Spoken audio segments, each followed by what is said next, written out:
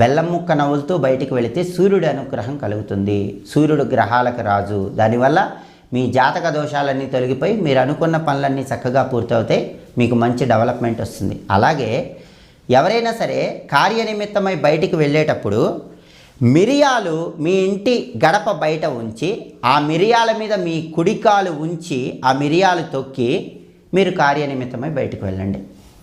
ఆ తర్వాత గంట సేపటి తర్వాత ఇంట్లో వాళ్ళు ఎవరినైనా సరే ఆ మిరియాలు చిమ్మేసి డస్ట్బిన్లో వేయమని చెప్పండి. మా ఇంట్లో ఎవరూ లేరండి, సింగిల్గా ఉంటున్నాను, రూమ్లో ఉంటున్నాను, మేము ఈ పరిహారం చేసుకోలేమా అని భావించే వాళ్ళకి ఒక ఆల్టర్నేటివ్ ఉంది. అదేంటంటే గడప బయట కాసిన మిరియాలు ఉంచండి.